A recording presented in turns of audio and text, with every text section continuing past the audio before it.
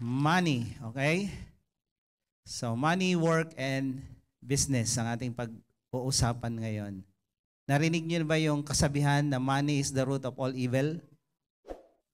Yes. Tama, mali? Mali. The love of money is the root. Tingnan nyo? Kaya nga ang fake news mabilis kumalat, di ba? Naalala ko lang yung yung sumabog na hospital doon sa Gaza. Pinagbintangan agad yung IDF. Pinangalat agad ng mga sinungaling na Hamas. So marami namang naniwala at maraming media ang nagpakalat ng fake news. Kaya galit sila sa Israel. Ito ay fake news. Money is not the root of all evil. Fake news yan. Ang tama is, love of money is the root. Sige, basahin po natin. 1 Timothy 6:9-10. For the love. Sige, tuloy.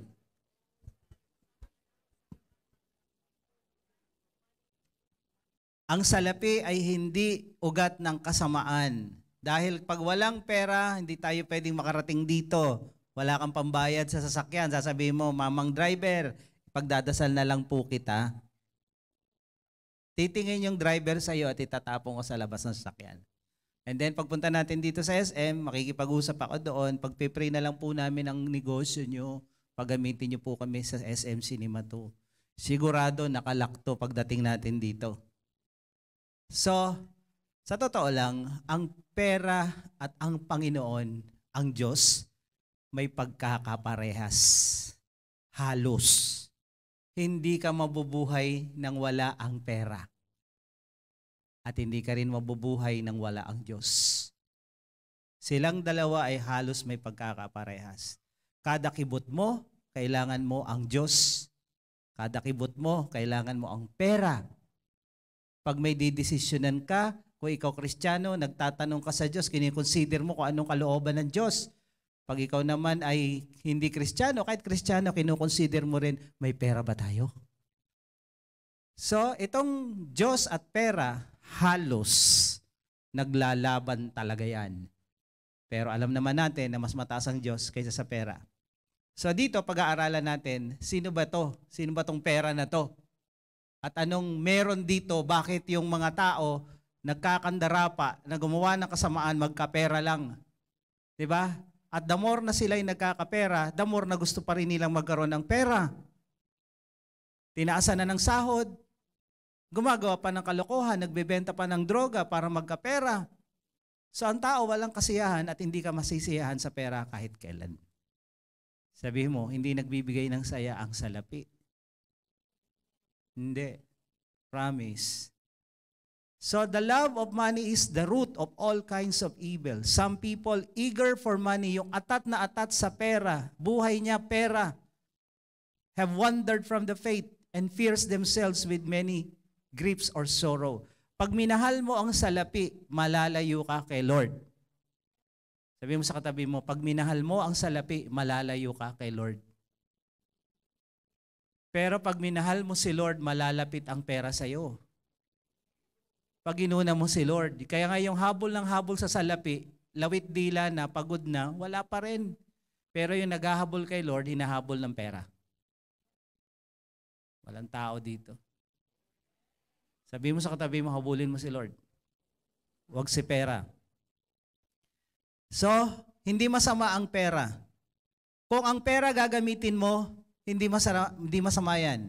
Mabuti yan. Pero pag ikaw ginamit ng pera, yan ang masama. Dapat ang Panginoon ng pera tayo. Hindi dapat natin ginagawang Panginoon ang pera. Pag bawat decision mo sa buhay, kasi wala akong pera eh. May plano. Tingnan muna natin kung magkakapera. Sino Diyos mo? Ha? Tuwing bibig mo, bukang bibig mo, pera, pera, pera. Ang Panginoon mo, ang mahal mo, pera. O, huwag ka nang titingin sa katabi mo, baka mag-away pa kayo eh. Lalo yung asawa mo, huwag mong titingnan. Matthew 6:24-26. Amplified version ng Bible. No one can serve two masters, for either he will hate the one and love the other. Walang taong pwedeng maglingkod sa dalawang Panginoon. Isang Panginoon lang ang pwede mong paglingkuran. You either love the one, itong Panginoon na to, mahal mo, at yung isa hindi mo mahal. Hindi pwedeng sabay na dalawang Panginoon. Or he will be devoted to the one and despise the other. You cannot serve God. Oh, tingnan nyo. Ang Panginoon na tinutukoy dito, si Lord, si God. And the other one, sino to? Mammon. Si Mammon po ay God, demonic God of money, of wealth and possession. Ito po ay pangalan ng Diyos ng kayamanan. Ngayon, huwag isasabihin, hindi na tayo kakain ng Mammon, baka makain natin yung Diyos na yan. Iba po yun. Tinapay yung sinasabi nyo. Ito po ay Diyos ng salapi. Behind money, there is a demonic God na nagkokontrol sa taong magpapaalipin sa pera. Behind money, there is a God of Mammon na pag ikaw nagpaalipin sa pera mo, wino-worship mo na si Mammon. Okay? So, ang sabi dito ni Jesus mismo, you cannot serve God and Mammon at the same time. Isa lang ang pwede mong sundin at Panginoon. Ang Diyos ba na si Jesus o yung Mammon, God of money, pera? Okay? Dito sumasama ang pera pag ikaw ang nakontrol ng pera. Hindi masama ang pera kung hindi mo mahal ang pera. Huwag naman sobrang galit sa pera. Ako kasi galit ako sa pera eh. Nangangati kamay ko pag may pera. Gusto ko mawala. So, wag naman sobra, no? Alalay lang din. Pero wag mong mahalin ang pera. Ang mga taong nagmamahal sa pera, ganyan ang hawak sa pera. Oh. To the point na mapunit yung pera, kahahawak ng mahigpit. Madamot, kuripot, sakim. Yung pera, kung humawak sa pera, ganun na lang. Ang taong nagmamahal sa pera, ganun ang hawak sa pera. Pero pag ang tao nagmamahal sa Diyos, ang higpit ng hawak sa Diyos, ayaw bumitaw sa Diyos. Pero yung iba, bumibitaw sa Diyos dahil kumakapit sa pera. Sabi mo sa katabi mo, hindi ikaw yun. Hindi ka bibitaw kay Lord dahil sa pera. Hello? Yung iba, bumibitaw kay Lord kasi kailangan kong hawakan ng pera, habulin ng pera. Wala dito nun. Doon sa kabila, meron. Hello? Sabi mo sa katabi mo, kapit kay Lord. Mahigpit. Huwag sa pera. Ang nagmamahal sa pera, kahapit ng mahigpit sa pera. Ayaw magbigay. Ayaw magbitaw. Para bang habang buhay, ang perang yan madadala sa libingan. Hindi po. Kahit anong hirap mo sa buhay na to, pag namatay ka yung pera mo, ibang makikinabang. Kaya wag mong yakapin. Sabi mo sa katabi mo, wag mo yakapin pera mo. Wag mong hawakan ng mahigpit. Okay? Luwagan mo, luwagan. Pero kay Lord, higpitan mo hawak. So, ang pagmamahal sa pera ay pagsamba sa Diyos-Diyosan na ang pangalan ay Mammon. So you cannot serve God and Mammon, money, possession, fame, status, or whatever is valued more than the Lord. Anumang kayamanan na hinihigitan pa si Lord o pumapantay. Ito ay idolatry, sabi ng Colossians 3:5. Put to death, therefore, whatever belongs to your earthly nature. Lahat ng mga bagay na galing sa dati mong ikaw, nung hindi ka pa Kristiyano, nung wala ka pa kay Jesus, tanggalin mo na yan. At inisa-isa nga ito, sexual immorality.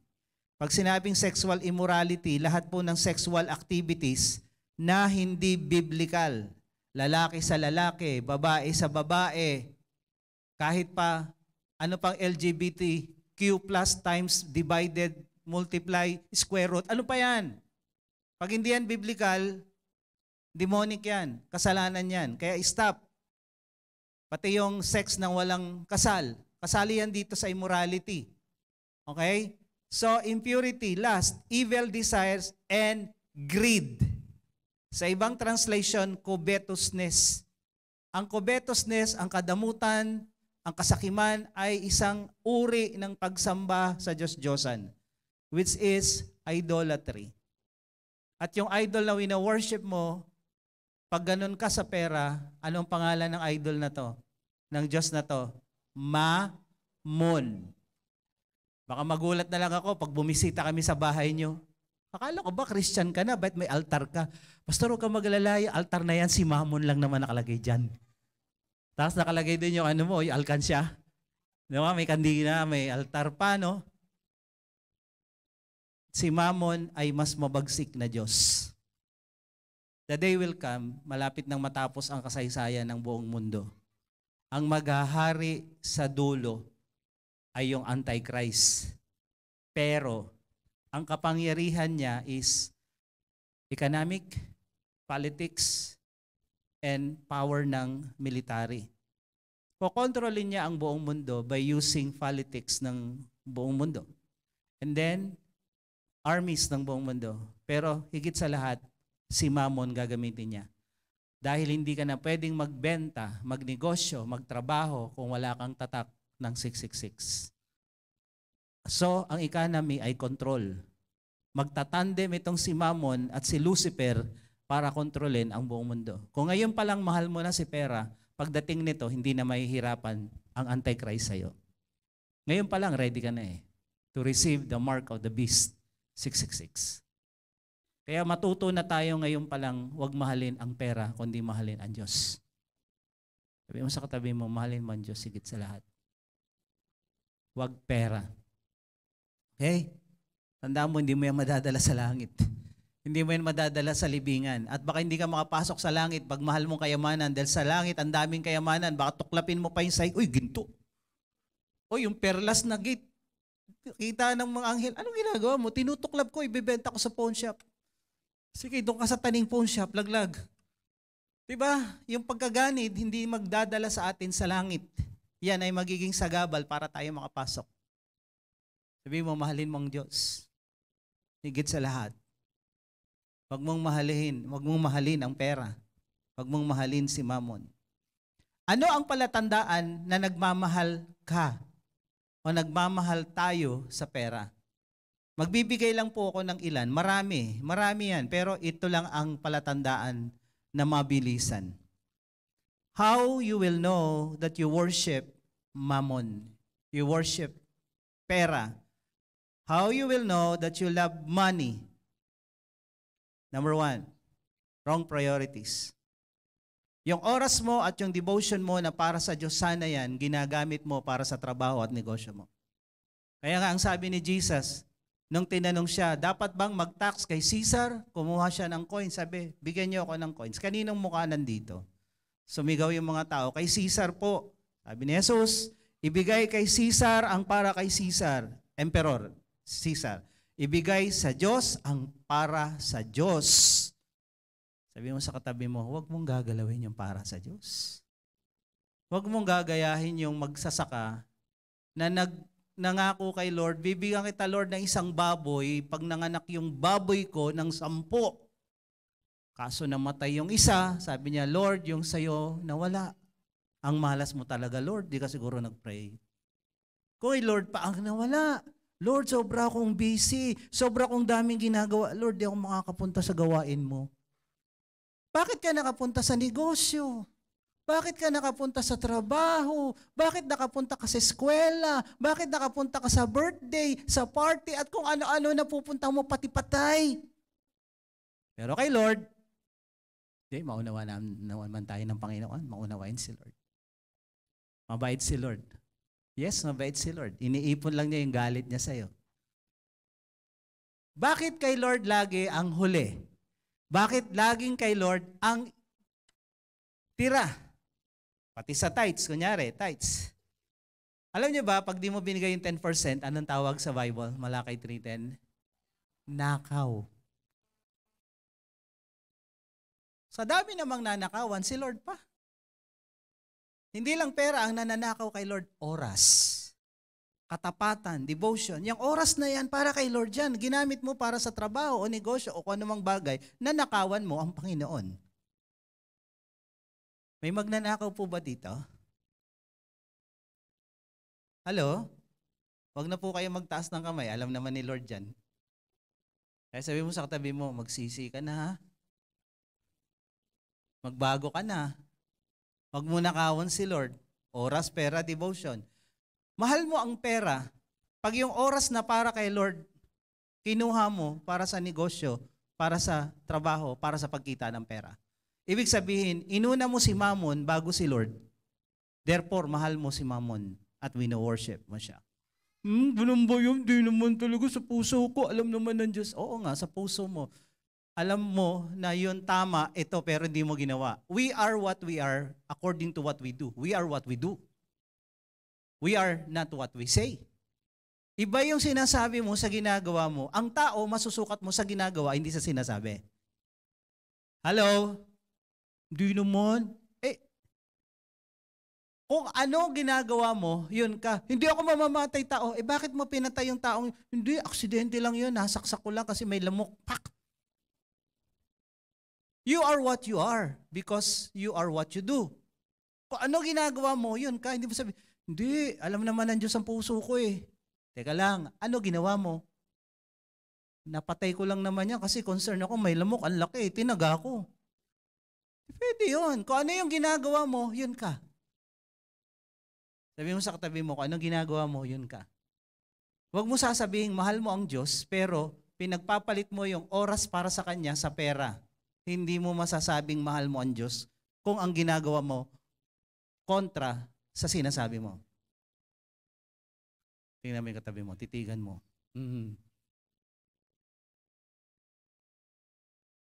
Sunday, hindi makapagsimba. Kasi may trabaho. Okay lang yan kung may boss kayo. Pero kung may paraan ka naman, at ikaw ang nagdesisyon na wag, ayun, ibang usapan yun. Pero yun ang mga namamasukan at may kumpanya, wala tayong choice. No? Wala tayong choice. Pero still, you can find ways na maka-attend sa gabi. O kaya manood sa YouTube. Pero yung wala kang dahilan, kaya mo namang gawa ng paraan, tapos hindi mo pinili, then you worship Mammon. Okay? When it is in the power of your hand, when it is in the power of your decision to go or not to go, therefore you worship Mammon kung inuna mo pera. Mahal mo ang pera. Dinesisyonan mo yan. Kaya sabi mo sa katabi mo, alam na this. Wrong priorities.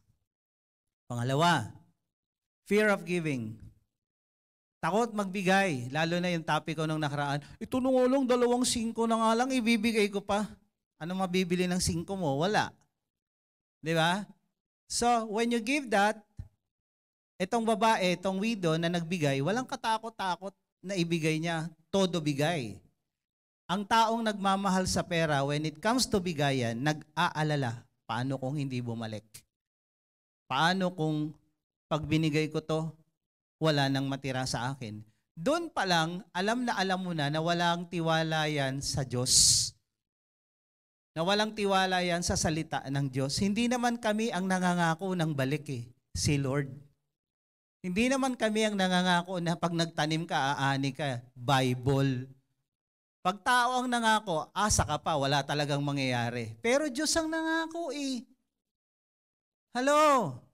Sino nangako? Diyos eh. Ngayon, pag nagkaroon ka ng takot, ibig sabihin, wala kang tiwala sa Diyos. Ang takot ay kawalan ng tiwala sa Diyos. Hello? Sasakay ka ng aeroplano, naku, baka mabutas yung upuan dito. May electric fan sa taas, baka bumagsak. Walang ganon, di ba? Walang ganon dito. May tiwala tayo sa electric fan, may tiwala tayo sa aeroplano. Nung umupo kayo dyan kanina, bago kayo umupo, tinignan nyo, baka bumagsak ako dito. Tapos habang nagpipilit si pastor, at saka kumalampag, nakakaya, kakatawa pa. Tingnan muna natin kung nakakabit yung tornilyo. May gumawang ganyan dyan? Wala, kasi may tiwala kayo sa upuan. Ba't kay Lord wala? Kung may tiwala tayo sa bangko, may tiwala tayo sa upuan, may tiwala tayo sa aeroplano, mas lalo sa Diyos magtiwala tayo. Amen? Siya nagbigay ng lahat. Ibigay mo man ang lahat, kaya niya ring ibalik lahat yan na mas maraming ulit. So ang taong mahal ang pera, mahal si Mammon, takot magbigay. Kasi sa kanya ang pagbibigay kawalan. Sa mga taong mahal ang Diyos, ang pagbibigay, pagtatanim, investment, may balik. Hello? Takot ka ba? So, pangatlo, mas may tiwala sila sa pera kaysa sa Diyos. Kaya ang basihan ng kanilang mga desisyon, wala tayong pera eh. Kami ganito, natutunan namin ever since, mula nung nag-missionary kami, nagpunta kami sa India, hindi namin pinag-uusapan may pera o wala. Bumili kami ng bahay, hindi namin tinanong kung may pera o wala. Kasi wala kaming pera talaga. Bumili kami ng una naming kotseng bago, hindi rin namin tinanong kung may pera kami o wala. Ang tinatanong lang namin ito, Lord, gusto mo ba? Lord, kalooban mo ba? Pag kalooban ni Lord ang isang bagay, kahit wala kang pera, God will provide. Yun lang. Ganun lang kasimple. Lord, gusto mo ba to? Pag sinabi ni Lord, yes, then God will make a way. May pera ka o wala, magkakaroon ka kung kalooban ni Lord because anything done in God's will and God's way never lacks supply. Pag kalooban ng Diyos yan, God will make a way, God will provide. Okay, sabi ni Joyce kanina na mayaman kami. Yes, totoo po yun, pero hindi dito sa lupa, sa langit. Mayaman kami sa langit dahil marami kami investment sa kaharian ng Diyos. Marami kaming taong nadala sa kaharian niya. Ngayon, anytime na kami magwi-withdraw dahil may pagagawa siya, kalooban niya, we can withdraw from heaven. Okay? Kaya huwag kayong pupunta sa bahay namin, bayaman daw kayo. Akyat kayo sa langit, kunin niyo yung kayamanan namin. Sino gusto ko muna kayamanan namin? Sa langit kayo pupunta. Di ba? So, totoo yun. Pag kami may mga bahay namin, 10 years to pay. 15 years to pay para mga konti-konti. Pero bayad yun namin. In 5 years, 5 years bayad. Tapos ito pa, lahat ng pastor na kasama ko, yung bahay, kotse nila, sagot ng church. Church ang bumibili, kami hindi.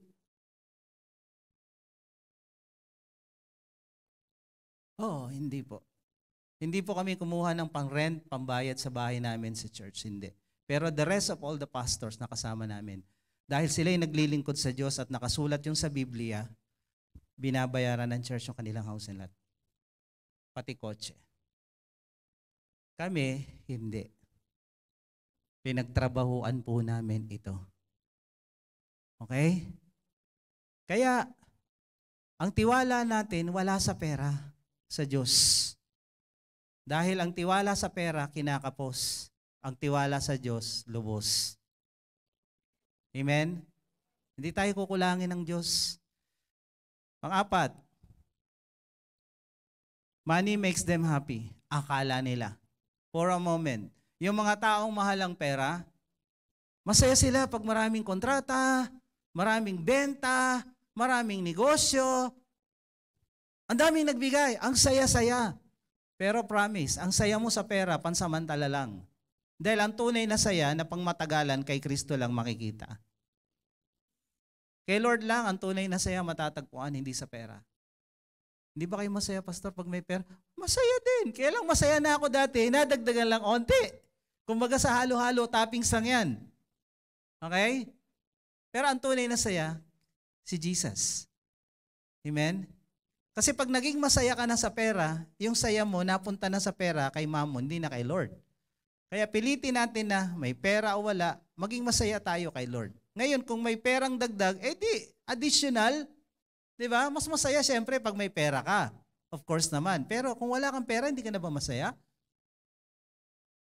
Kasi temporary lang po ito. So, money makes them happy. Kaya pag walang pera itong mga taong ito, ano na? Ano na? Pag itong mga taong ito, mahal ang pera at masaya pag may pera, pag walang pera. Alam na mainit ang ulo. Lampera yan. Masungit. Lampera yan. Kaya pag itong mga taong ito, huwag kayo mag-alala, wala naman dito itong mga to eh. Wala sila rito. Nandun sila sa kabila. Malalaman mo itong mga taong ito, pag walang pera, mainitin ang ulo. Tahimik dito Meron ba dito? Meron ba? Ba't mainit ulo mo? Huwag kang maguluhan. Diyan kami kung papayaran ko ng pera ko Wala dito yon? Wala. Wala na. Kanina lang meron. Nagbago na agad. Pag ikaw mahal mo ang Diyos, dumating man yung punto may pagsubok, may problema, walang benta, walang kliyente, walang kontrata. Luluhod ka lang, Lord, ikaw ang buhay ko. Ikaw ang saya ko. Ikaw din ang provider ko. Magwe-wait lang ako until the day na magkaroon ulit.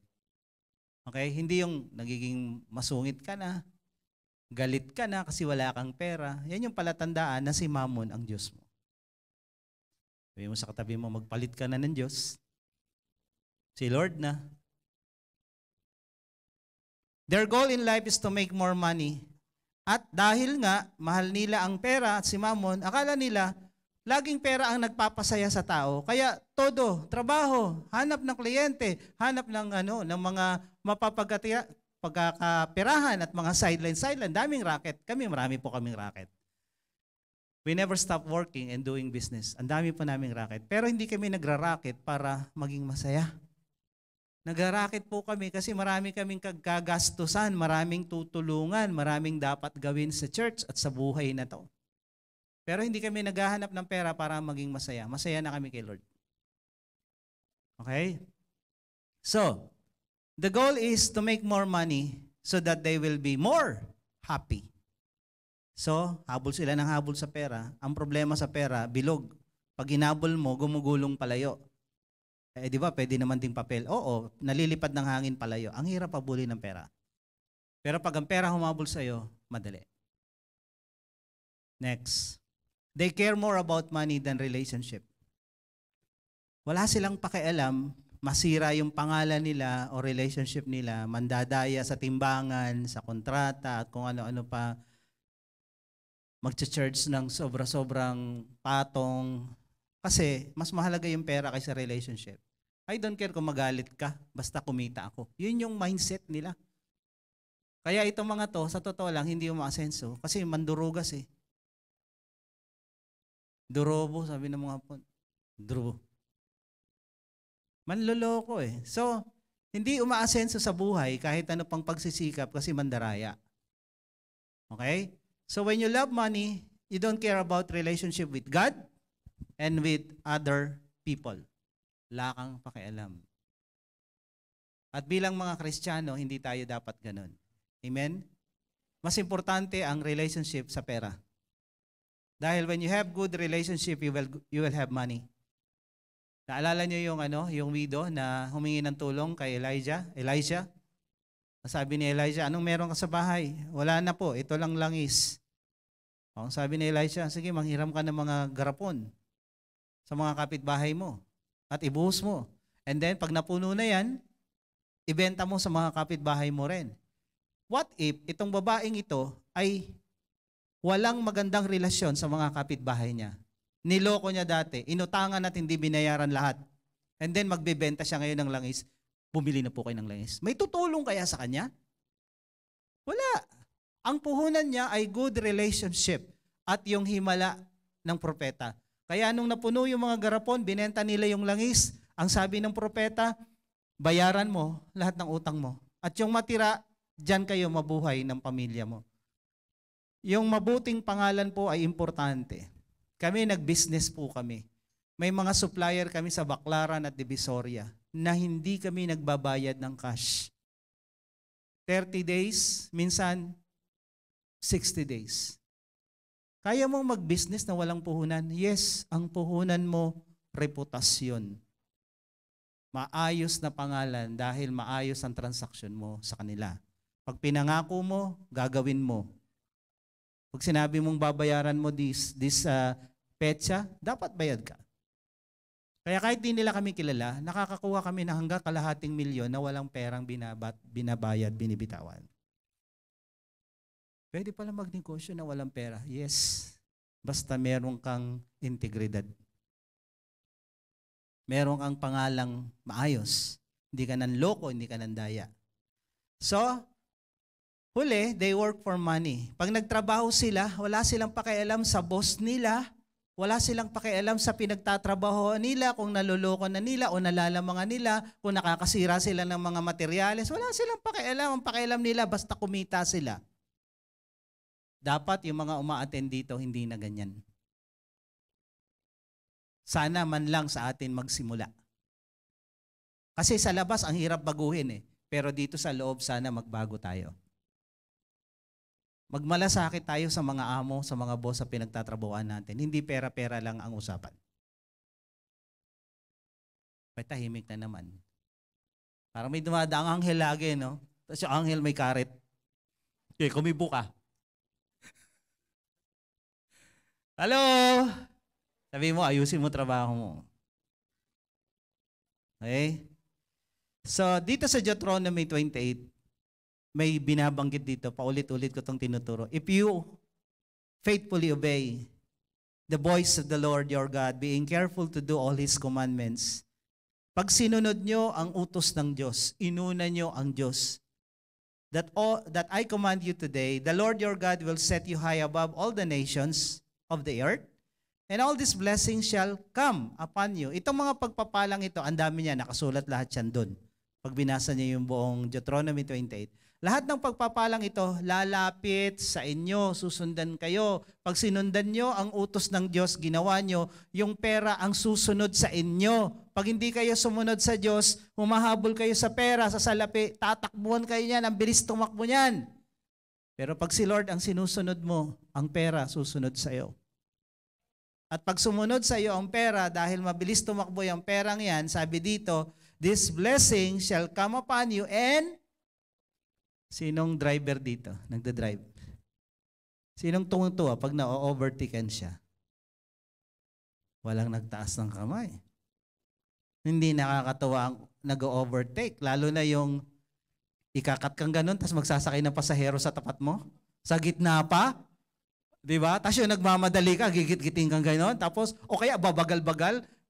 Bibilisan dito, biglang haharurot. Pagdating sa tapat mo, babagal lang parang namang si Kuya Cesar. Hindi nakakatawa yung mga gano'n na nag-overtake. Kahit ako hindi ako natutuwa. Tumatahimik na lang ako minsan pag mabait ako. Pero, kung pera kaya ang mag-overtake sa'yo, blessing talaga ang mag-overtake sa'yo. Kunyari, may isang truck na nag-overtake sa'yo, tapos wing ban pa, no? Pero, salamin. Tapos nakalagay doon, ang daming pera, ang daming blessing. Tapos nakalagay din yun, this is for you. May pangalan mo pa. Magagalit ka? Palagay ko, hihinto ka pa. Uy, sige, mag-overtake ka pa. Lilipat ka na ng sakyan para makuha mo yun. Ang sabi dito, pag sinunod mo ang Diyos sa lahat, all His commandments, ang problema sa atin minsan, choosy, selective, ito gagawin ko to. Okay to. Ito. Hindi. Wag muna yan, wag muna yan. Ito, okay ito. Gawin natin to. Sundin natin to. Ito hindi. Ang sabi ng Bible, do all His commandments. Sana all. Pag ginawa mo to lahat, all this, then. Pag ginawa mo lahat din ng pagpapala ay lalapit sa'yo at mag-overtake pa sa'yo. Pag konti lang sinod mo, ito, sundin natin to. Ito wag. Ito, okay to. So, ang blessing mo, selective lang din. Okay? At sa pagsunod mo, ikaw na mamimili. Pero sa blessing mo, hindi ka pwedeng mamili. Si Lord mamimili. So, paano kung yung blessing na binigay sa'yo, hindi mo gusto, hindi mo type, o diyari ka. So, to be sure, do all His commandments. And all this blessing shall come upon you and overtake you. So, parehong all. Sundin mo all, lahat ng blessing, all din. Sabi mo sa katabi mo, all. Sana all. Para yung blessing mo, sana all din. At hindi ka lang lalapitan ng pagpapala, lalagpasan ka pa.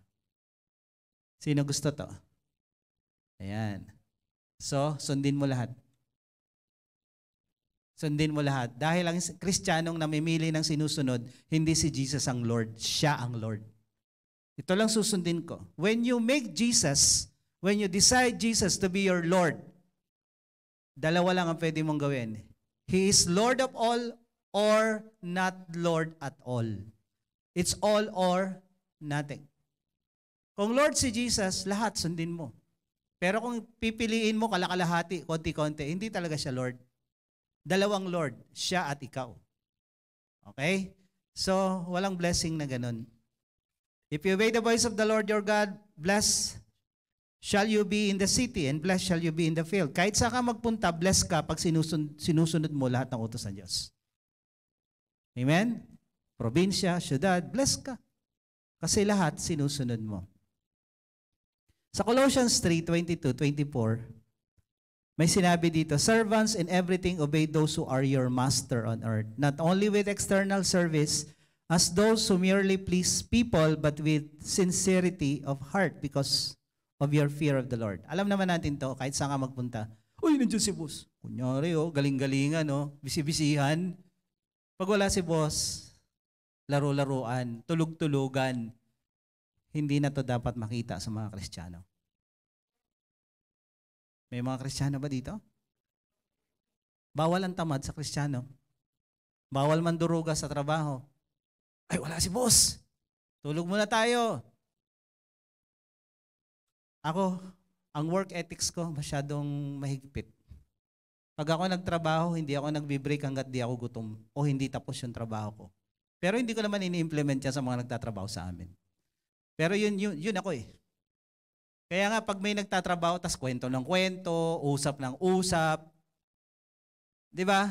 Hindi ka binayaran para mag-cellphone during work. Kaya nga dito sa mall, bawal yon. May iba nga, bawal umupo. Kasi hindi ka binayaran para umupo. Medyo masakit na sa binti yun. Hindi ka binayaran para magkwentuhan. Kaya nga kinikwento ko sa Hong Kong, 1 week, at saka sa Japan. 1 week na karsada, tapos. Pag tiningnan mo yung trabahador, parang hindi sila magkakakilala. Trabaho. Dito kahit hindi kilala, uy, pare, alam mo yung bagong picture lab ngayon? Ay, Diyos ko, Lord. Lahat kilala. Tandaan niyo to, mga kapatid. Pag ikaw nagtatrabaho sa isang kumpanya, kahit saan, binayaran ka para magtrabaho, hindi para magkwento. Kung binayaran ka para magkwento, doon ka sa radyo. Yung iba, nagjo-joke pa, patawa ng patawa. Minsan dadaan ako sa isang mall, nagbibiroan sa isang tindahan ng mga hardware na malaki. Nagkikwentuhan, nagtatawanan, nagbibiroan. Sabi ko, binayaran ba to para mag-joke? Ito ka sa comedy bar. Alamin mo kung saan ka nakalugar. Kung yan ang trabaho mo, binayaran ka, gawin mo. Hello? Habang work. Pag break. Hindi yung pinaghahalo. Kaya do it as unto the Lord. Mga kapatid, magbago tayo. Magsimula sa atin ang magandang trabaho. Amen? Hindi tayo nagtatrabaho sa pera-pera lang na hindi baling masayangan ng materialis yung boss mo, yung amo mo, kasi pera lang ang habol mo. Magmalasakit ka naman sa pinagtatrabahuan mo. Hello? Bawal sa Kristiyano yun. Yung mandaraya at madugas. Mahalin mo ang Diyos, mahalin mo kapwa mo, mahalin mo yung amo mo. Kung ikaw naman amo, ganun din naman sa tauhan. Be fair. Dito po sa church, pag nagpapatrabaho ako, tinatanong ko, magkano Brad yung singil mo? Hindi ako tumatawad. Totoo lang, dahil ayoko mabalikan na binigay ko ng mababa kay pastor. Kutusan kita, tinanong kita kung magkano eh. Tapos sabi mo, dinatagdagan ko pa minsan. Dati sa church na pinanggalingan ko, hindi ka na babanggitin yung pangalan. May barbero, may tindahan ng manok. Lahat ng leader, umaga pa lang nakapila na doon, babati, ay sister, ay kapatid, 1 kilong manok, pak. Ay ang dami nilang leader at work, 1 kilong manok, ubos yung paninda. Sabi ng tito, ma'am, ubos na po yung paninda natin. Ay, very good, magkano kinita? Wala. Pinamigay. Ay ninang namin, sa kasal yung may-ari. Tapos yung barbershop, nakapila mga leader sa church.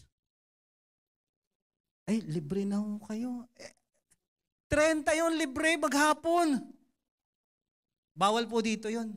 Pag may nagninegosyo rito, may nagtatrabaho dito, huwag niyong baratin, parang awa niyo na, tulungan niyong umasenso. Huwag kayong tatawad. Kung binigyan kayo ng discount, then tanggapin nyo. Pero huwag kayong mag-demand. Tulungan nyo yung mga negosyante nating umangat at yumaman. Hindi yung kayo pa magpapabagsak. Bawal po dito yun. Kaya hindi kami tumatawad. Magkano bigay mo? Yun, magkano singil mo sa labas? Singilin mo ako. Dahil una, napagpala kita, binayaran kita. Plus, sa pastor ka, naglingkod, lingkod ng Diyos, may double blessing ka pa. Wala po kaming tawad-tawad. Ngayon, kung binigyan ako ng discount, salamat.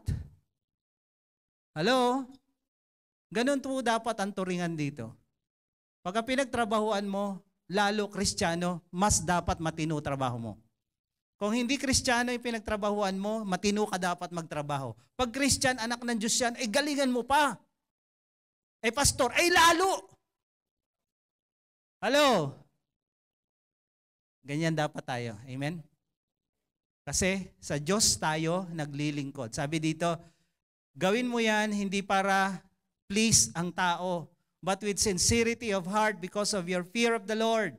Dahil sa Diyos, takot ka sa Diyos na masaktan siya o mainsulto yung pangalan niya. Kaya ito yung takot sa Panginoon na wag natin siyang mabastos, mainsulto. Whatever you do, whatever you task may be, anumang trabaho mo yan, maliit, malaki. Sa tindahan man yan, sa opisina man yan, sa construction man yan, kahit saan. Work from the soul, that is, put in your very best effort. Ibigay mo yung todo bigay. As something done for the Lord, not for men. Pag ikaw Kristiyano, hindi ka naglilingkod sa tao, sa Diyos ka naglilingkod. Ako, kung iniisip ko, kayo pinaglilingkuran ko sa church na to, matagal na akong wala. Pero ang nasa utak at puso ko, naglilingkod ako sa Diyos para sa inyo. Kaya nandito ako. Pero kung kayo lang ang paglilingkuran ko at hindi si Lord, nako, ang hirap magsilbi sa tao. Okay? Ngayon, ganun din sa pang-araw-araw na trabaho natin. Everything you do, Lord, para sa iyo to. Kaya nga, paborito ko yung kanta ni Bryan Adams na yan. Everything I do, Lord, I do it for you. Pag kay Lord mo ginagawa isang bagay, hindi ka na nagtatamad-tamad. Hindi ka nandadaya. Okay na to. At hindi ka madaling mapagod kasi kay Lord yan. Ginawa ni Lord lahat para sa iyo, para sa akin, namatay yung kanyang bugtong na anak, and then ganun lang tayo maglingkod sa Diyos. Kaya ang paglilingkod sa Diyos, hindi lang sa loob ng church. Sa trabaho natin araw-araw, give your best. Give your best, sabi dito, knowing with all certainty that it is from the Lord, not from men, that you will receive the inheritance which is your greatest reward. It is the Lord Christ whom you actually serve. Ang Diyos din ang magpapala sa atin pag nagtrabaho tayo ng tama sa Diyos. Amen ba? Pwede ba yan? Mula mamaya, Lord, para sa ito. Sino man yung amo mo, it doesn't matter. Kasi ang tunay na amo natin, si Lord. Okay? Kung hindi man generous, masungit yung amo natin, si Lord hindi masungit sa atin. At si Lord generous sa atin. Kaya tuloy lang. So, that's about money. Now, let's go about work. Dahil pag-unlad ang ating pinag-uusapan, siguro may mga nababasa kayo, mga suggestion, nila Jack Ma at kung sino-sino pa. Pag ikaw gusto mong umasenso sa buhay, ang pagtatrabaho ay stepping stone lang. Ito ay dadaanan mo lang, hindi ka dyan hihinto. And when you work, habang ikaw nagtatrabaho, you learn the work ethics. Dahil pag ikaw naging negosyante na at di mo natutunan sa trabaho yung ethics na to, yung negosyo mo hindi magtatagumpay. Okay? Kaya ka nagtatrabaho hindi para yumaman. Primarily. Nagtatrabaho ka para matuto ng trabahong yon at ng work ethics na balang araw pwede mo maging business na magpapayaman sa'yo. Dahil bihira lang ay yumayaman sa work. Yung matataas lang ang posisyon. Pero sa negosyo, maraming pwedeng yumaman. So, why you need to work? Because, sabi dito sa Proverbs 14:23, all hard work brings profit. Pag ikaw masipag, una mong matutunan sa tatrabaho, sa work ethic para ka maging negosyante, sipag. Kaya nga sa Bible, galit na galit ang Bible sa mga tamad. At sa iba, akala nila, ay nagtrabaho naman kami. Kasi ang pamantayan ng kasipagan, iba-iba sa bawat tao. Sa amin, hindi porke nagtrabaho ka, masipag ka na. That's normal for you to do some work, lalo kung sa tamang edad ka na. Ang taong masipag ay yung go beyond. Sa akin, ang taong masipag, yung hindi madaling mapagod, hindi pahinga ng pahinga. May naging karpintero po kami, ang edad 76. Nagtrabaho ng 8 o'clock hanggang 9 o'clock ng gabi, nagtatrabaho pa. Tinitingnan ko kung paano maglagari. Sabi ko, grabe to, oh, super lolo. Parang bawang lang at saka Goodbye Philippines. Joke. Sabi ko, ang lakas nitong matandang to. Tapos maayos magtrabaho, pulido. Meron naman isang nagtrabaho sa amin. Pumunta, walang gamit. Tinansya lang yung sukat. Pukpok na, dikit na. Ulit. Mga kapatid, gasto sa oras, gasto sa pera, kawawa yung pinagtatrabahuan mo pag hindi mo pinag-iisipan yung ginagawa mo. Hello? Kaya minsan talaga, pag ako nagpagawa, tutok yung mata ko, hindi mo maalis. Umalis ka lang saglit, iba na ginawa eh. Pinagawa mo, upuan, pagkatapos lamesa nangyari. Hard work. Kailangan masipag ka. Ang tamad, hindi umaasenso kahit kailan.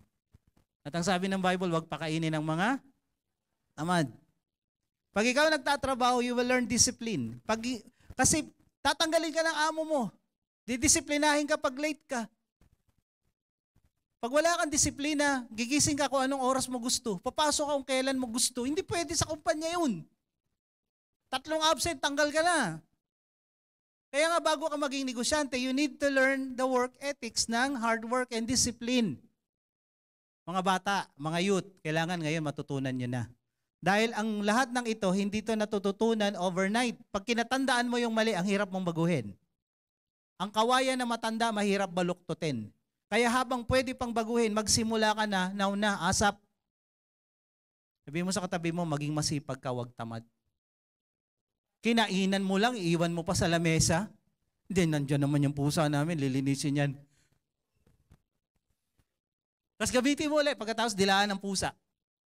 May natirang konti. Hindi, wag, may ipis naman yan, yung mga tsakalanggam. Yaks. Mga youth, simulan nyo yung maging masipag. Dahil hindi ito nangyayari overnight. Pag ngayon palang tamad ka at kinatandaan mo, ang hirap na. Disiplina, pati yung paggising at pagtulog mo, alam mo dapat yung kailan ka tutulog at gigising. Hindi yung nakailang ring na, nakailang snooze na yung cellphone mo, binato mo na, bago na cellphone mo uli, wala kang disiplina. Walang control. Commitment. Show up no matter what. Ito, huwag kayong mag-aasawa ng taong walang commitment. Dahil pagdating ng hirap-hirap, iwanan ka niyan. Hello? Pag sinabing commitment, anumang mangyari, nandiyan ka, you will show up. Kahit masakit ingro mo, masakit ang bangs mo, magtatrabaho ka pa rin. Tataw, ay sir, may yung ingrom ko, masakit. Kinabukasan, absent ka ulit. Ano na naman problema mo? Yung bangs ko po sir, namamaga. Ay, nako. Pag ganyan na mapapangasawa mo, magugutom ka. Kaya kilalanin mo yung mapapangasawa mo. Yung madaling mapagod, madaling sumuko, madaling, ay, pagod ka na. Anong ginawa mo? Kagigising ko lang eh. Diyos ko, Lord. Ano pa yan? Kagigising lang, pagod.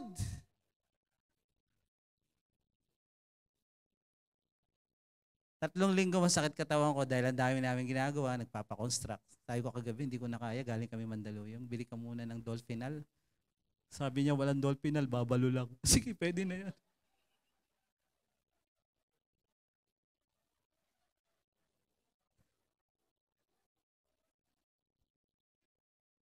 Maraming time. Tuloy ang trabaho kahit anong nararamdaman ko. Kaya nga, eto ay hindi mo mapipersa kahit sa mga anak ko, kahit sa inyo, sa mga leaders ko. Pero tinuturo namin ito, you need to decide for yourself. for your own family and future. Dahil sabihin ko sa inyo, hindi ito madaling matutunan. At hindi, kung alam mo na, what the mind can conceive, the body will achieve. Alam ng utak mo, pero pag hindi mo in-apply, hindi mo ginawa, wala pa rin. Kaya you begin today, maging masipag ka, disiplinado, at may commitment na kahit anong mangyari, kahit may sakit ka pa, kung kaya naman pumunta, pumunta ka. Hindi lagi pangarap ko, absent ako bukas. Next week, absent ako. Yan yung pangarap mo sa buhay, absent. Pang-elementary lang yan. Pag may trabaho ka na at may pamilya ka na, magugutom pamilya mo pag ganyan mindset mo. Magkakasakit ako next week. Naka-schedule. Ay, nako. Proverbs 25:19, putting confidence in an unreliable person in times of trouble is like chewing with a broken tooth and walking on a lame foot. Umaasa ka darating, hindi dumating. Pag ikaw negosyante, hindi pwede na hindi ka darating sa amo mo. O sa'yo, walang nawala. Sahod lang, sa kanila. Kaya nga, pag tayo magninegosyo, kailangan, alam mo yung negosyo mo, kunyari magninegosyo ka ng manok o ng katayan ng karne, kailangan marunong kang mag-chop, marunong kang maghiwa-hiwa kahit papano. Dahil paano kung umabset yung tao mo, walang tagahiwa, ginawa mong giniling yung manok. Ganga ka na noon, wala ka nang alam. Kaya mamaya, pagdating sa business, kailangan may alam ka sa negosyo mong sisimulan. Or else, nakaasa ka sa tauhan mo sa awa nila. At dahil hindi sila papasok, ikaw nagmamakawa, pumasok na kayo, wala kaming kita. Kaya tayo mga anak ng Diyos, huwag tayong unreliable. Aasa sa'yo, hindi ka maasahan. Ang mga nag-asawa, lalo sa mga lalaki ha, nababaklaan po ako sa walang isang salita. Yung kwento ko, may nag-usap. Bakla yung yung tiyuhin. Sabi niya dun sa napangasawa ng kanyang pamangkin. Usapang bakla tayo ha. Yung pamangkin ko, sabi niya, nung napangasawa mo yan, ang ganda niyan. Ngayon, ang payat-payat, mukhang tuyot na luya. Ginawa mo. Usapang bakla daw. Aba ko naman, hindi ko sinasadyang makinig. Nagwawalis po kasi. Natawa ako sabi ko, buti pa tong bakla, lalaking magsalita at lalaking kausap. Samantalang itong lalaki, baklang kausap. Meron po mga baklang lalaki at may mga lalaking bakla. Wala po dito yan sa Juhia. Amen?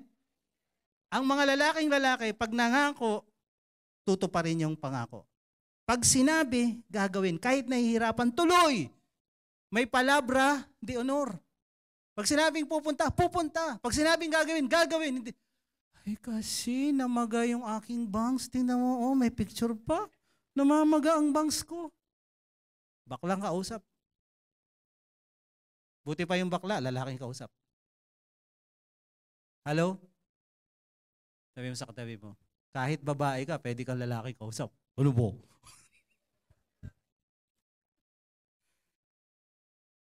Mga Kristiyano, iba tayo sa mundo. Tayo'y maaasahan, tayo'y pag nangako, gagawin. Di ba? Lalo yung mga kinasal. Sa hirap at ginawa, magsasama tayo. And then, humirap ng buhay, away na. Kaya mga girls, yung mga hindi tumutupad sa usapan, bantayan nyo yan. Madadala yan sa pag-aasawa nyo. Kaya mga boys, magbago na tayo. Excellence. Sa trabaho, kailangan galingan mo. Dahil pag hindi mo ginalingan yung trabaho mo, kakalat din naman yan eh. Pag magaling, may nagtrabaho sa bahay noon, mali yung ginawa doon sa tile. Sabi ko, bro, ang dami kong tao. Pag maganda ginawa mo, hindi man kita i-chismis, may kikwento talaga kita, ang galing mo. At pwede yan kumalat at pwedeng hanapin ka ulit para magpagawa sa'yo. Hindi ka mawawala ng trabaho. Pero pag sablay yung trabaho mo, pwede ko ring makwento yan. Kinikwento ko nga ngayon eh. Alam niyo yun, kahit hindi mo sadyain, maikikwento yan. Yung word of mouth, yan yung magandang marketing. Kumakalat yan. Kaya pag maganda ang trabaho mo, kakalat yan. Ganun ako magano. Sabi ko, pastor ako, marami akong tao. Marami akong makikwentuhan. Gusto mo bang sumikat? So, pag ikaw nagtrabaho, galingan mo dahil sisikat ka, magaling o hindi magaling yung trabaho mo. Ngayon, pag magaling yung trabaho mo, masusundan yung trabaho mo. Huwag yung one time, big time, nanloko ka, kumita ka ngayon, next day, wala ka ng trabaho. Wala nang kukuha sa'yo. Kasi manloloko ka. Pero ang galing mo, nagtiis ka kahit hindi masyadong malaki binigay sa'yo, pero ang dami naman. Alam niyo yung utak and chick? Konti-konti, pero madami. Ang utak Pinoy, one time, big time. Bukas wala na, nga. Ang dami naman ngayon, bukas wala na. Pero utak and chick, hindi baling konti, basta tuloy-tuloy, marami. Okay? Actually, hindi lang utak and chick yun. Utak Bible yun. Mga Pinoy, hindi baling konti, basta tuloy-tuloy. Pag nakita nilang magaling ka magtrabaho, sa dulo, tataas din yung kikitain mo. Sabi dito, do you see a man who excels in his work? He will stand before kings. He will not stand before unknown men. Pag magaling ka, ang mga kliyente mo, big time. Pag nagbayad yan, hindi naman lahat, big time din. Okay? Ano pa? Maintain good reputation. Ito na nga yung sinasabi ko. Pag mali ang trabaho mo, sablay ka magtrabaho, sisikat ka. Maayos o hindi maayos, sisikat ka. Piliin mo na lang na maayos yung trabaho mo. A good name is to be chosen rather than great riches, and favor is better than silver or gold. Naghahabol ka sa pera, pero ang trabaho mo, bahala-bahala, mawawala yung kinikita mo. Pero pag yung pangalan mo at reputasyon mo maayos, makikilala ka at maraming kukuha sa'yo. Kadalasan nga yung magagaling hindi nawawala ng trabaho kasi ang daming kumukuha sa kanila. At yung mga walang trabaho, sila yung, ay naku, huwag kumukunin yan. Naku. Pinagawa mo, upuan, ginawa, lamesa. Di ba? So, yung mga ganun ba? Sabi ng NLT version, choose a good reputation over great riches. Huwag pera-pera lang ang trabaho. Hindi natin wino-worship si Mammon. Kailangan natin ng pera, yes. Pero pag maganda ang reputasyon mo, maayos ang relasyon mo sa kapwa mo, ang pera susunod na lang yan. Kaya nga minsan may mga libre muna kasi nagbibuild ka ng reputasyon, ng relationship. O 50% discount, libreng check-up, libreng ganito. Kasi you build relationship. Pag meron ka ng relationship, money will follow. Eh pag mahal mo ang pera, hindi, pera muna. Bayad muna bago trabaho. Yan yung mga hindi masenso sa buhay. Pera-pera lang. Choose good reputation over great riches. Being held in high esteem is better than silver or gold. Ito pa. Pag nangako ka, sabi ng Matthew 5:37, sabi ni Jesus, let your yes be yes, let your no be no. For whatever is more than this is from evil one. Yeah, hindi kasi ako makakako eh. Yung mga lalaki na hindi makadiretsa ng salita sa akin, nababaklaan talaga ako. Nababaklaan ako. You straight to the face sabihin mo in a right manner, in a respectful manner. Ako to ha, ewan ko sa inyo. Pastor, kasi ganito din totoo. Kaya pag may mga nagtrabaho doon sa bahay noon, may nagtrabaho sa bahay, ako gumagawa ng design eh. Ako nagdi-design ng bahay namin, tapos sasabihin ko doon sa matandang karpintero, Tang, kaya niyo ba itong gawin? Titingnan niya, isipin niya. Pinag-iisipan niyang maigi. Sige, kaya ko yan. Sabi niya. Ngayon, pag hindi niya kaya, sabi niya, ito hindi to pwede. Pag pinilit natin to, ganito mangyayari, ganito mangyayari. Yun ang gusto kong nagtatrabaho. Yung hindi mo alam, pinapaalam sa'yo na pag tinuloy mo yan, masasayangan ka ng pera. Magdodoble trabaho. Yun ang gusto ko. Nakakatulong ka sa pinagtatrabahoan mo, sa amo mo. Hindi, gusto mo sige. Okay, mali. Sabi niyo Alam niya ng mali, tinuloy pa. Wala dito noon. Hello? Ba't wala kumikibo? May tao pa ba? Wala dito noon. Pag alam mong mali, sabihin mo, ipaliwanag mo na may respeto sa pinagtatrabahoan mo. Sir, boss, mukhang pag tinuloy natin to, ganito mangyari. Ngayon pag sinabi niya, sige, tuloy mo pa rin. O sige boss, kayo bahala. Susunod lang ako sa'yo. Pero kung ikaw may alam, explain mo para hindi sayang yung pera niya. Kaya yung pinatrabaho ko sa bahay, magaling Pagkatapos, kung ano yung design ko, exactly, nagawa niya. Yun yung mga trabahador na kahit hindi Kristiyano, maayos. Pero pag Kristiyano ka, mas maayos ka. Sabi mo sa katabi mo, mas maayos ka. Tsaka yung trabahoan ng arawan at tsaka ng kontrata, no? Hindi dapat makita dito sa mga Kristiyano. Kunyari, arawan. Arawan naman tayo, kwento-kwento muna tayo. Pag wala, bagal-bagal, tulog-tulog tayo. Ay, wala. Kasi para mahaba yung trabaho. Pag kontrata naman, paspasan natin kahit yung semento, kalahating sako lang, tapos isang truck yung graba. Matapos lang kahit di matibay, kahit magibat, mamatay yung nakatira dyan, tapusin natin kontrata para kumita tayo. Yan, mga mahal yan, pera, mamon. Mandurugas ba? Pag Kristiyano ka, kahit arawan, galingan mo, bilisan mo. Dahil pag natapos yan at nakita, satisfied yung customer, ire-recommenda ka niyan kahit arawan. Kontrata. Oy, kontrata, okay. Tinapos ng maaga, pero solid, polido, ire-recommenda ka. Pag sablay trabaho mo, wala ka ng pangalawang trabaho. Halo? Ang mga taga-Juhiya, magagaling. Sabi mo, ang galing-galing mo, ha? Ito pa, use your brain muscle before arm muscle. Mas mahal ang bayad pag ito ginagamit. Yung iba naman, hindi talaga nila alam na nakakasira sila. Hindi siguriste. Banat ng banat, sugod ng sugod kasi God is so good daw eh. Pagawin mo to, gawa agad, walang sukat-sukat, tansyahan lang. Oh. Walang metro-metro, walang kanto-kanto, walang anggulo-anggulo, walang level. Tansa ng gamit. Gagamba kung tagilid maglakad. Ano yan? Di yan panday. Ay, dako. Wala po dito nun. Gamitan natin ang utak dahil ang mga taong nag-iisip, mahal ang bayad. Pero yung muscle lang ginagamit, di ka asenso pag muscle lang. You need to work smart. Proverbs 14:24, wise people are rewarded with wealth. Kaya mahal yung mga nag-iisip. Pero yung, tara, pukpuk tayo, tara, kabit natin, ay tapos, doble gastos. But fools only get more foolishness. People paid more when you use your brain than muscles. Tama ba?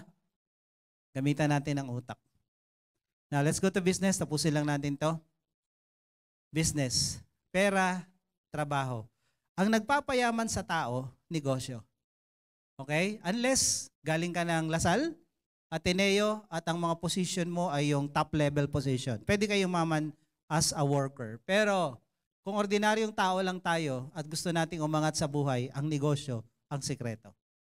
Sabi ng Luke 19:13, sabi ni Jesus, itong parable na to, he called 10 of his servants and gave a coin to each servant. He said, coin pa ha, do business with this. Ang liit na puhunan, pero magnegosyo ka. Do business with this with this money until I get back. Sabi ni Jesus, magnegosyo ka hanggang sa pagbabalik ko. Malapit nang bumalik ang Panginoon. Pero ang utos sa atin, magnegosyo ka hanggang pagbabalik ko. Hindi yung, ay babalik na si Lord, akyat tayo sa bundok. Doon tayo magtirahan lahat. Okay? Alam niyo naman siguro yung kwento, no? Si Senyor, itlog ng agila, na dahil dadating na si Lord, mamundok tayo. Hindi, ang utos, habang hindi pa ako dumadating, magnegosyo kayo dyan, magtrabaho kayo, huwag kayo nakanganga sa langit. Do business with this.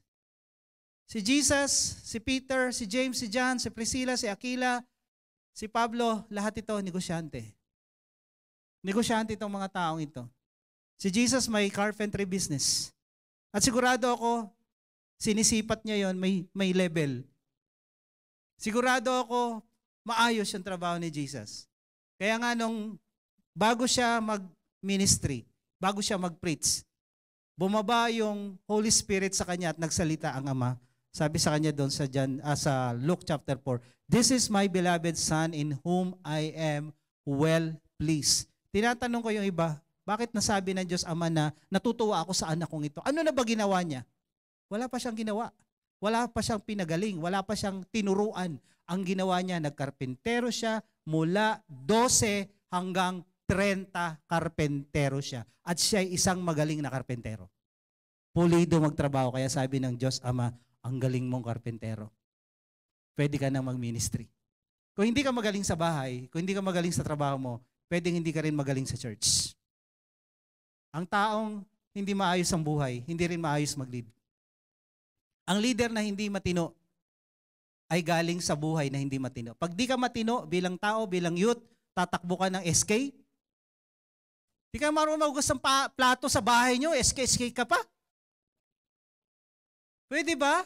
Tantanan mo kami? Ang taong wala sa ayos, hindi rin maayos mag-lead. Ang hindi matinong tao, hindi rin matinong leader. Amen? So si Jesus, matinong magtrabaho to. Si Pablo, na negosyante ng tent, lahat ito negosyante. Kaya, I encourage everyone. Gusto nyo masenso, benta-benta lang katapat. Ngayon, nung nag-networking kami, ito yung mga sinasabi nila. Sabi ng mga nagtuturo sa harap sa networking. Pag ikaw negosyante, you can come and report anytime. Hindi ka papasok na alas 6, alas 4 na madaling araw, kung call center ka, pumasok ka kung kailan mo gusto. Yan, sabi nila. Pag ikaw daw nagtatrabaho, kailangan may oras. May bandi clock. Di ba? Ito pa yung sabi nila. You go to work late, you go home early.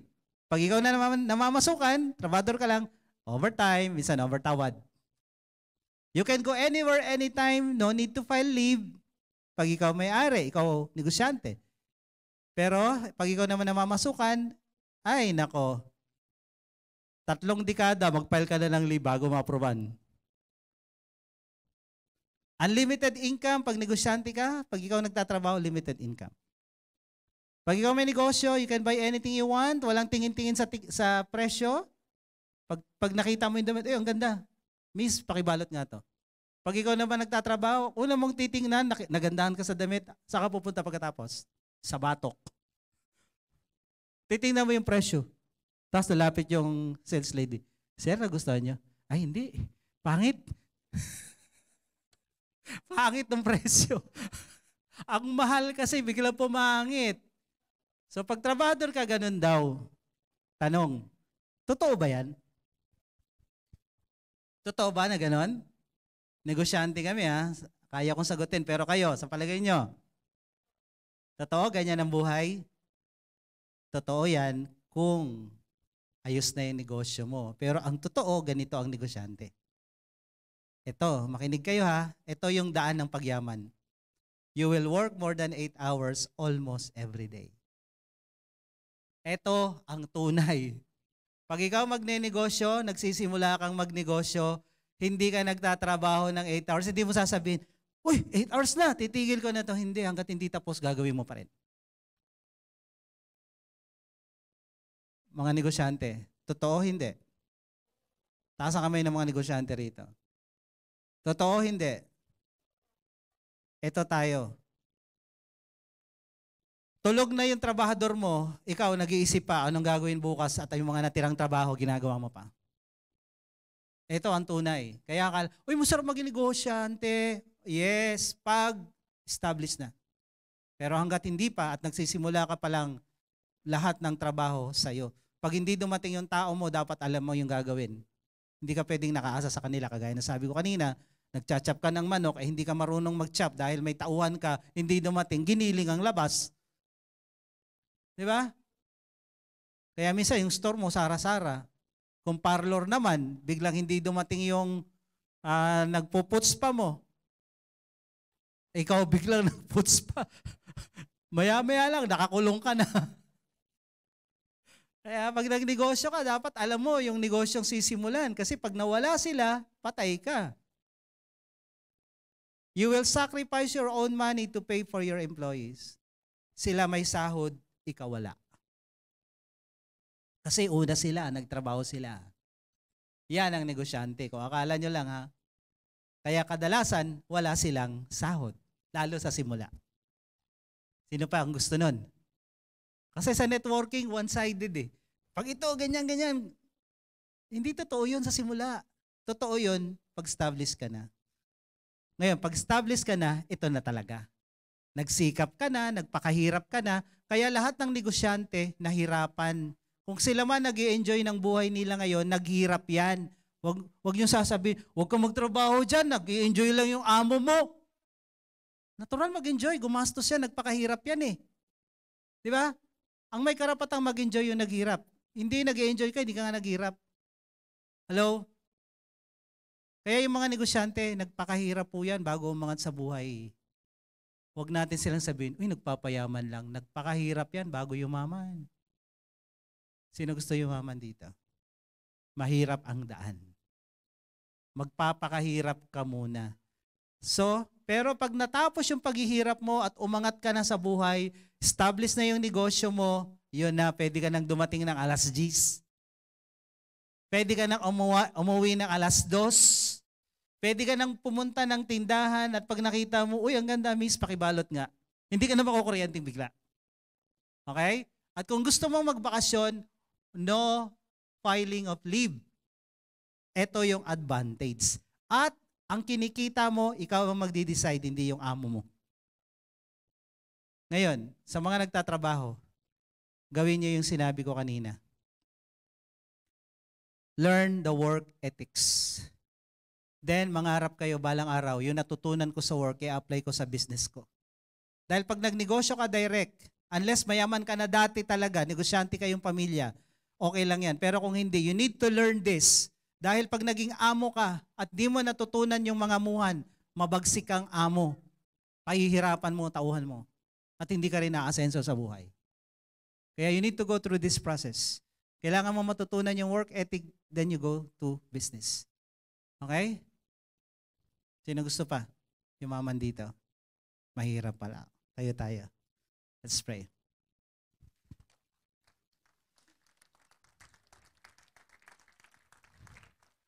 So, ang utos ni Jesus, do business till I come.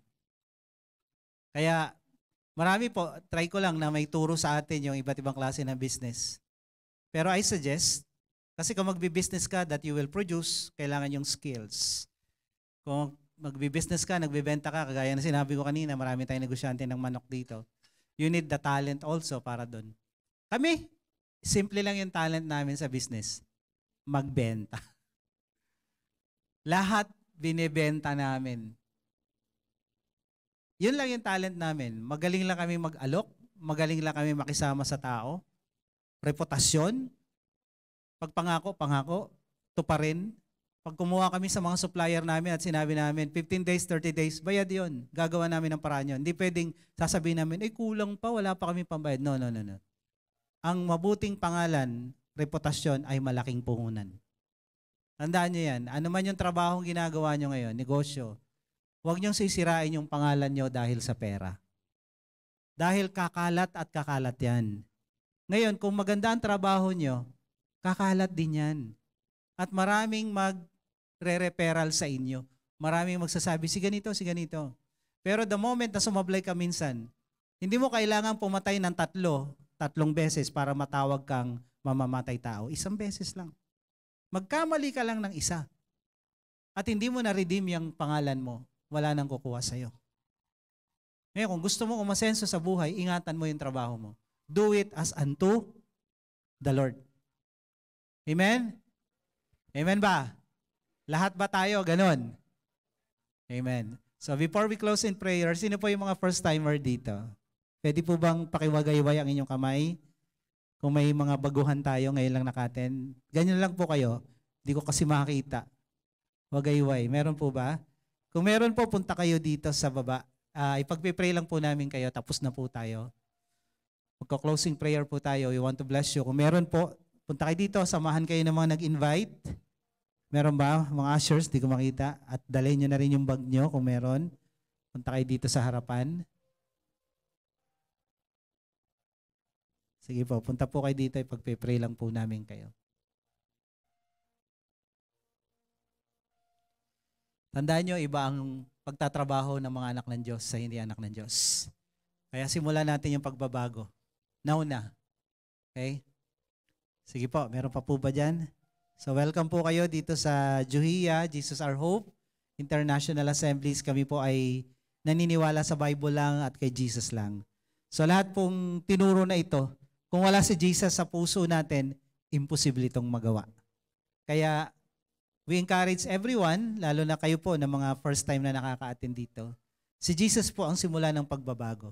Dahil ang sabi ng Bible, kung sino mang nakipag-isa kay Kristo, bago. Kaya ang pagbabago, hindi kaya yan sa desisyon lang natin. Pag si Jesus na sa puso natin, yung pagbabagong ito, pwedeng mangyari at magawa. So, we encourage you po na tanggapin si Jesus. Lahat po tayo pwedeng yumuko at pumikit. At magpipray po tayo. Tanggapin po natin si Jesus sa puso natin bilang Panginoon na tagapagligtas. Lalo po kayo, sis, sumunod po kayo sa prayer. Sabihin po natin, Panginoong Jesus, ako po'y lumalapit sa iyo. Nagpapakumbaba. Inaamin ko, ako isang makasalanan. At wala po akong magagawa para iligtas, para ayusin, at baguhin ang aking sarili. Ngunit Panginoon, ako po'y nananampalataya. Kaya ka namatay sa krus ay para tubusin ako sa lahat ng aking kasalanan at ayusin ang buhay ko ayon sa kagustuhan mo. Sa oras pong ito, binubuksan ko sa iyo ang aking puso. Tinatanggap kita bilang aking Diyos, Panginoon, at tagapagligtas ng aking buhay. Salamat po sa pagmamahal mo, sa pagpapatawad mo, sa pagliligtas mo na natanggap ko sa oras na ito. Ito po ang aking dalangin sa pangalan ni Jesus. Amen. Ako na lang po magpe-pray. Lord, dalangin ko na pagpalain mong bawat isang nandirito mula dito sa harapan at sa lahat ng aming napakinggan kanina. Hindi lang ito information. This is truth. And this is the truth that will set us free. Ito yung katotohanan na magpapalaya sa amin sa kahirapan, sa kamalian, at ito yung katotohanan na magbibigay sa amin ng pag-asenso sa buhay. Kaya tulungan mo po kami na lahat ito ma-apply namin at lahat kami dito maging seryoso na makita ito sa amin, na makita ng mundo ang mga tunay na anak ng Diyos, iba. Ibang klase magtrabaho, ibang klase magnegosyo, ibang klase kumita ng pera. At Lord, anumang laki ng perang kikitain ng bawat isa dito, hindi ito ang magdidikta sa amin. Hindi ito ang susundin namin, kundi ikaw. Dahil pag nakita mo na ikaw ang aming sinusunod, ikaw ang aming hinahawakan at kinakapitan ng lubos, hindi ka matatakot na pagpalain pa kami ng todo-todo. Pero pag nakita mo na konting blessing pa lang, nalalayo na kami sa iyo, wala na yang kasunod. Kaya tulungan mo kaming mag-isip ng tama at sumunod sa tama. Lord, we give you all the praises and honor and thanksgiving, and we speak your blessing sa buong linggong ito, sa bawat trabaho, negosyo, at pamilya ng bawat isa. Ito po ang aming dalangin sa pangalan ni Jesus. Amen. Amen.